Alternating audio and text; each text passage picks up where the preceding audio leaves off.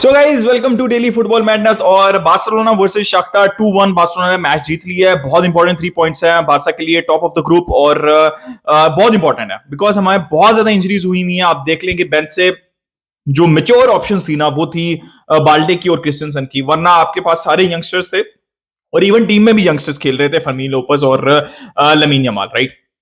तो बहुत important 3 points हैं बार्सा के लिए। और लेकिन कुछ लर्निंग्स हैं इस मैच के अंदर, राइट।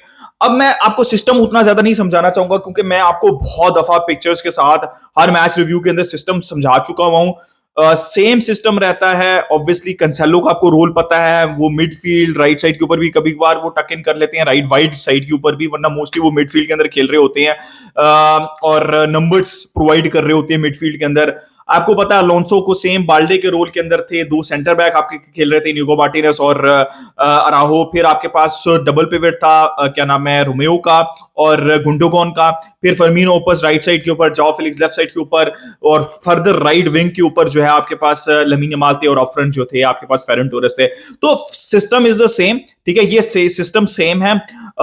चावी ने बहुत दफा स्पेशली इस सीजन और पिछले सीजन के स्टार्ट में भी ट्वीक करने की कोशिश की है। उनको कीड़ा है वो सिंगल पिवट का, लेकिन उनके पास वो प्लेयर नहीं है, ठीक है। उन्होंने पिछले सीजन भी वो सिंगल पिवट ट्राई करने की कोशिश की थी, बुस्केट्स के साथ वो वर्क नहीं किया, फ्रैंकी को खिलाना पड़ा। अभी भी उन्होंने इस गेम में की बात नहीं कर रहा, लेकिन मैं आपको ओवरऑल बात कर रहा हूं, इस सीजन काफी दफा उन्होंने सिंगल पिवट ट्राई करने की कोशिश की है। जब एक दफा गुंडोगॉन खेले थे तो वर्क किया था, लेकिन वो जनरली गुंडोगॉन को उस पोजीशन के ऊपर नहीं खिलाना चाहते। जितनी दफा उन्होंने रोमेओ को खिलाया एज अ सिंगल पिवट, वो वर्क नहीं किया। और तो मैं आपको बस एक सिस्टम बता रहा हूं कि सिस्टम क्या है, और आई थिंक आप अब तक समझ लग जानी चाहिए आपको कि क्या सिस्टम बार्सिलोना खिलाती है, राइट। तो आज के मैच के ऊपर बात कर लेते हैं। देखिए, सबसे बड़ी जो की लर्निंग है ना इस मैच की, वो मैं आपको पहले बता देता हूं और बाकी तारीफें तो हम बाद में करते हैं। देखिए, Romeu is even a slower player, जो कि मैं अपनी आंखों से देख रहा हूं। He is even more slower than Busquets. This is a fact, right. On the ball he is good, Busquets भी ऑन द बॉल गुड थे। एक चीज अपने दिमाग में मैंने तो बिठा लिया, आप लोग भी अपने बारसा फैंस जो अपने दिमाग में बिठा लें, रोमेओ सिंगल पिवट नहीं खेल सकते। रोमियो इवन स्ट्रगल कर रहे हैं when Frankie de Jong is not in the team, right? उनके साथ जब डबल पिवट नहीं बनता। I know Gundogan is doing a great job, लेकिन जितनी स्पेसेस और जितना ग्राउंड फ्रैंकी de Jong कवर करते हैं, जितनी दफा वो डुअल्स टैकल्स करते हैं, इंटरसेप्शंस करते हैं, उतना गुंडोगॉन नहीं करते हैं, राइट। बिकॉज गुंडोगॉन खेल चुके हैं डीएम, लेकिन फ्रैंकी de Jong वो एक्सपर्ट समझ लेंगे। आजकल के दौर के अंदर जो एक्सपर्ट टाइप ऑफ प्लेयर है ना उस डीएम डबल पिवट पोजीशन में, वो फ्रैंकी de Jong है।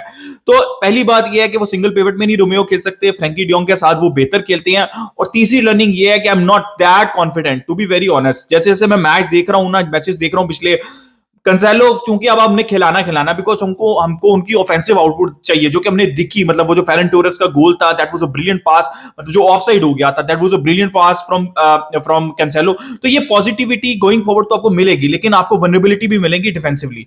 अगर आप जो बारसा ने गोल कंसीड किया ना, वो आप देखें तो कंसेलो वाज नोवेयर नियर। अब मैं ये नहीं कह रहा कि मैं कंसेलो को ब्लेम कर रहा हूं, बिकॉज वो ऑफेंसिवली वो बैगेज है, वो आपके साथ रहेगा।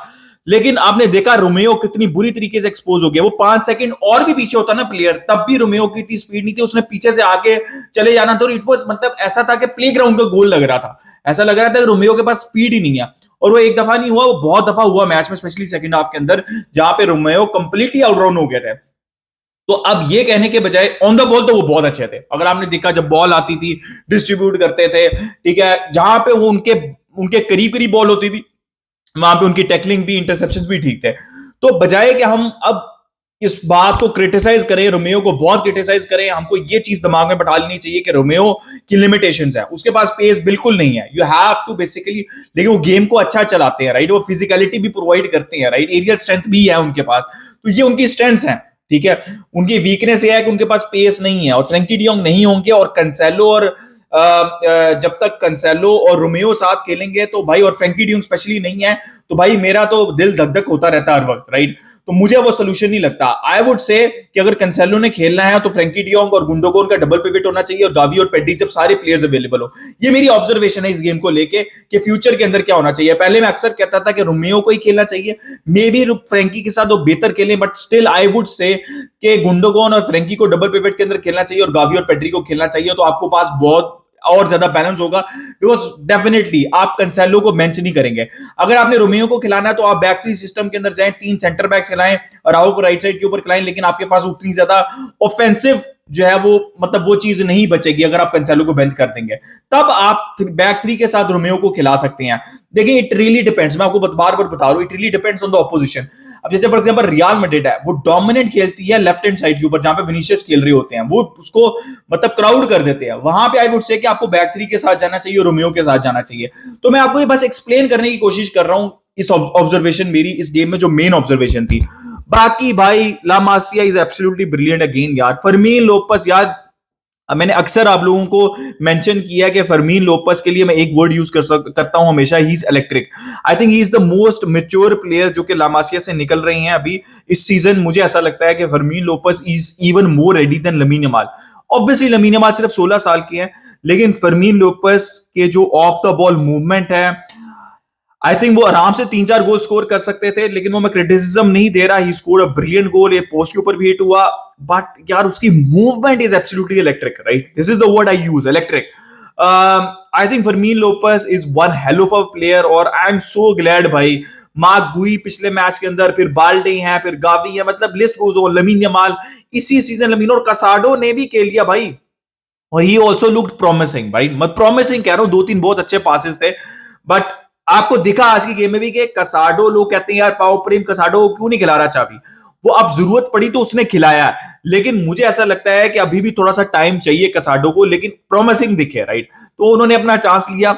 बाकी यार फेरन टोरेस हैज बीन ब्रिलियंट, उनकी स्टार्टिंग 11 में जगह फिर जाएगी, लेकिन अच्छी चीज ये है कि फेरन टोरेस फॉर्म के अंदर हैं, रमीन यमाल अच्छा खेल रही है, रफीनिया आएंगे, लेवेंडोस्की आएंगे, जॉ फिलिक्स अच्छा खेल रही है, फर्मीन लोपस अच्छा खेल रही है, गावी आएंगे, पेड्री आएंगे वापस, ये प्लेयर्स अच्छा खेल रही हैं ऑलरेडी, ठीक है? तो ये सब प्लेयर्स जब वापस आएंगे तो कंपटीशन बढ़ेगा, हेल्दी कंपटीशन मिलेगा। मतलब अगर आपसे कुछ नहीं हो रहा तो you can go to plan B, because you will have quality, right? Marc Guiu भी अच्छा कर रही है, ऑब्वियसली सिर्फ एक गेम है, लेकिन मैं इन बाकी प्लेयर्स जो कि पूल ऑफ प्लेयर्स है जो कि कंसिस्टेंटली खेल रहे हैं उनके बारे में ये बात करना चाहता हूं कि आपका बेंच स्ट्रांग हो रहा है। सबसे अच्छी बात यह है कि आपका बेंच स्ट्रांग हो रहा है। फिर ऑब्वियसली फ्रैंकी जब वापस आएंगे, गुंडोगॉन बहुत अच्छा यार, वो ओवरहेड बॉल जो कि पोस्ट पे लगा था फर्मीन लोपस का और फेरन टोरेस का गोल था, that was absolutely brilliant from Gundogan. उनका बहुत अच्छा गेम था आज। अलोंसो वाज अलोंसो, ठीक है, मैं मतलब बहुत ज्यादा he did his job, right? He did his job, एक अच्छा गोल हुआ था, बहुत अच्छा, उसके पास एबिलिटी है फाइनल थर्ड के अंदर, लेकिन मैं आपको बार बार कह रहा हूं कि बाल्डे जब नहीं होते और अलोंसो होते हैं, मैं बाल्डे को बिल्कुल भी डिफेंड नहीं कर रहा हूं, उनको अच्छा खेलना चाहिए, उनके अच्छे मिनट्स थे जो आज के गेम में, मतलब वो ठीक ठाक थे, डिसेंट था उनका गेम, लेकिन अलोंसो और बाल्डे में जो आपके पास ऑप्शन है उसमें जमीन आसमान का फर्क है। जो कहते हैं ना भाई नहीं नहीं बाल्डे को बेंच करो, ये नहीं है वो नहीं है, मैं अभी भी ये कहता हूं कि हमको बैक थ्री के साथ जाना चाहिए और कंसेलो और बाल्डे को लेफ्ट हैंड साइड पे यूज करना चाहिए, but that is a detail discussion, उसको कभी हम करेंगे कभी और। Alonso has a decent game, Inigo Martinez बहुत अच्छा तरीके से चल इन हो रहे हैं। इट इज ग्रेट कि आपके पास 4 क्वालिटी सेंटर बैक्स हैं, वर्ल्ड क्लास सेंटर बैक्स हैं। क्रिस्टियनसन आए, Inigo Martinez on the ball is absolutely brilliant, Araujo, Kounde, obviously जब वो आएंगे we will get even better. Cancelo had a decent game going forward, obviously defensively वो baggage है, वो मैंने आप लोगों को ऑलरेडी एक्सप्लेन कर दिया। Lamine Yamal could have done better but he had a decent game. 16 साल का है, मैं उसको इतना ज्यादा क्रिटिसाइज जो है वो कर नहीं सकता, या फिर बहुत ज्यादा ओवर क्रिटिकल जो है वो हो नहीं सकता। So guys this was the match, मैंने आपको अपनी की ऑब्जर्वेशंस बता दी, अपनी जरूर बताइएगा ऑब्जर्वेशंस कमेंट सेक्शन के अंदर। इंपॉर्टेंट 3 पॉइंट्स, लाइक कर दिएगा, सब्सक्राइब कर दिया, keep enjoying football, until next time it's a goodbye from me, visca Barça.